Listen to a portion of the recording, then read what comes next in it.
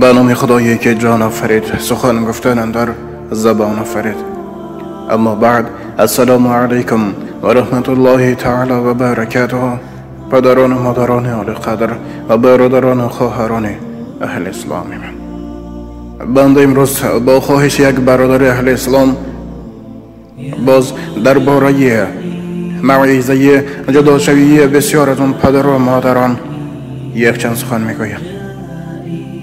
متاسفانه امروز بسیار از اون پدر و مادرانی که به وسواس نفس شیطانی خود افتاده و با یک کاری خطایی که این یا اون طرف میکنه با همدیگر جدا میشوند و در این وقت آن فرزندان شیرین و شکری خود را فراموش میکنند.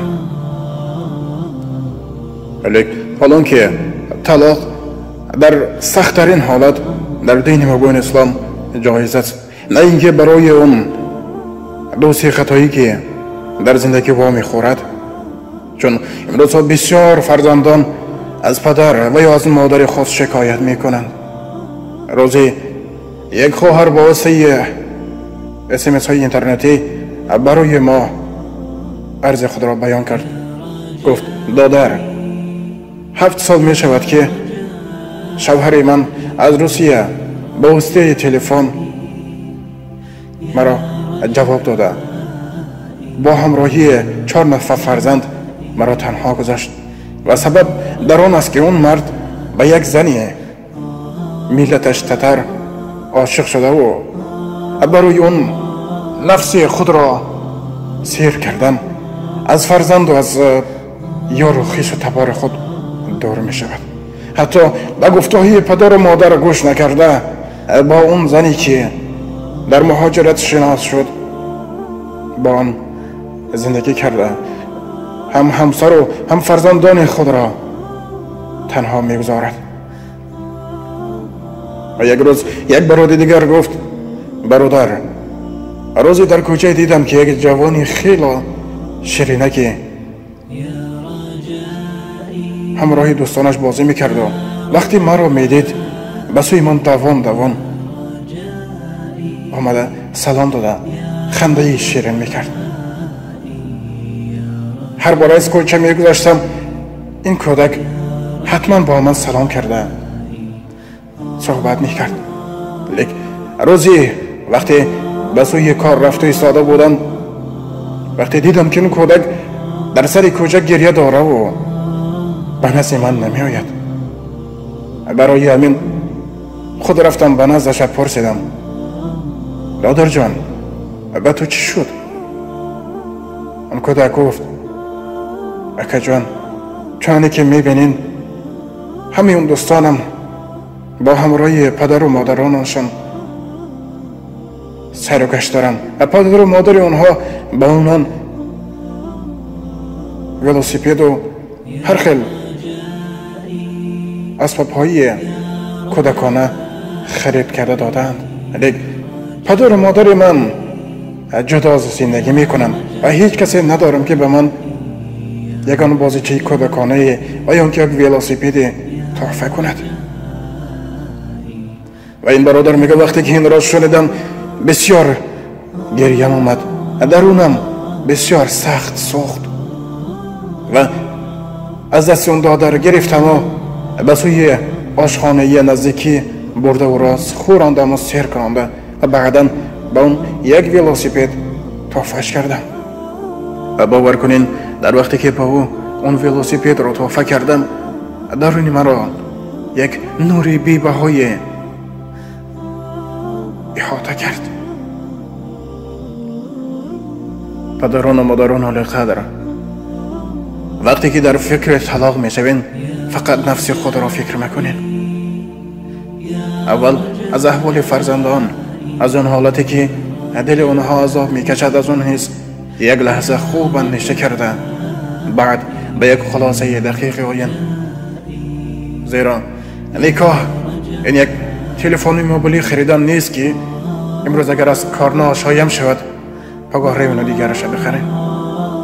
نکاح یک نعمت بی بهاست که از سنت پیامبر خدا محمد مصطفی صلی الله علیه و سلم است و آن اجر و ثوابی بی همتای دارد. اگر هم شوهر و هم همسر با یکدیگر فهمی زندگی کرده، فرزندان خود را تربیت خوب دادن، از دشنام دادن و از جنگ و جدال‌های عائلوی دور باشند.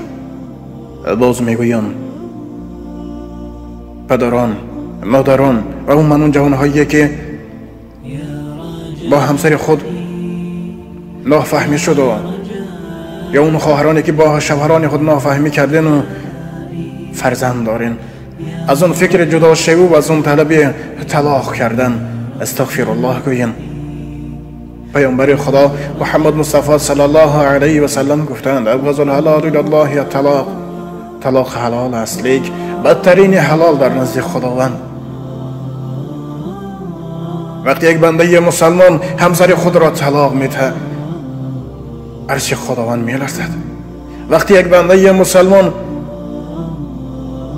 همسر خودش طلاق میدهد، اون شیطانی که اینها را به این حالت آورد، شیطان شاهی همه اون دیگری لعنتی ها می شود. خب به حرمت خداوند، اول هر یک معمای عائلوی که هست در یک جا نشینین و با سخن خوب با یکدیگر فهمی حل کرده، از فکر جدا شوی و از فکر طلاق دور باشید. و یک مثال دیگری، وقتی شما با اون اداره سعودی میروین برای جدا شدن، از اونجا از فرزندان شما پرسیده میشد که فرزندم یا اینکه دخترم با همراهی پدر میمانی و یا اینکه مادر. فرزندی که میخواهد با همراهی هر دوی اونام بماند چطور جواب میده؟ ای مادر و ای پدر، ای برادر و ای خواهر، از فکر طلاق، از فکر ویران کردن عائله شیرین خود دور باش. در سبتهای گذشته گفته بودم که شاعر میگه ناکرده گناه در این جهان کیست بگو، و آن کس که گناه نکرد چون زیست بگو. در این زندگی هر یک ما و تو خطاگی بسیار داریم که از اون فقط الله تعالی با خبر است و خلاص. و میگه وان کس که گناه نکرد چون زیست بگو. اون انسانی که میگه گناه نکردم چطور زندگی کرد؟ حالان که محمد مصطفی صلی الله علیه و سلم میگن کل بنی آدم خطاکار است. الله تبارک و تعالی برای هر یک ما و شما سنجشه دارد و به سر هر یک بنده، خواه اون ملا باشد خواه دیگر و دیگر، یک سنجشه میارد. به حرمت خداوند ای پدران، ای مادران، ای فرزند آدم، ای بنده خداوند، ای انسانی که خود را مسلمان می شماری و پیروی محمد مصطفی صلی الله علیه و سلم و بنده خداوند استی، از اون فتنه هر گونه‌ای که مردم پهن میکنن دور باشو. با اهل خانواده خود خوشبختانه زندگی کرده، هر یک پستی و بلندی که میآید با یکدیگر فهمی حل کرده، از فکر جدا شدن و از فکر ویران کردن عائله خود دور باشین. البته هستند بعض اون شخصان شیطانی که عائله کسی را چشم دیدن ندارند و با آنها هر خل فتنه میکنند. لیکن ای برادر یا اینکه ای خواهر، از فتنه کاران دور باشو. به هر خل سخنهایی که اساس ندارند و دلیل ندارند تکیه مکن. اون دینی که تو پیروی میکنی دلیل و اساس طلب میکند. و آخر الدعوان الحمد لله رب العالمین. السلام علیکم و رحمت الله تعالی و برکاته. با احترام دوست و برادر شما امید رحمت. و ناگفته نماند که اگر در وقتی گفتن این موعظه اگر به خطاگی راه داده باشم، الله تبارک و تعالی مرا مغفرت کند و از همه شمایان معذرت میخواهم. چون امروز اون ویران شوی عائله ها و اون گریه هایی که فرزندان میکنن هر یک بنده را مجبور میکند که حداقل یک سخن میگوید تا خطاکاران خطاگی خود را بفهمند و از این کار خطا، از این راهی خطا دست کشیده به قدر هر یک لحظه یا عمر خود برسند. بخیزه بنده فرض حق ادا کن که هر یک لحظه عمر از غنیمت مشو شیدای مال و ثروت خویش که قدری ندارد در قیامت. الله تبارک و تعالی هر یک از شما را در پناه خود نگه داشته، عائله های شما را مستحکم و محبت شما را بین همدیگر قوی بگرداند. یا رجایی، یا رجایی،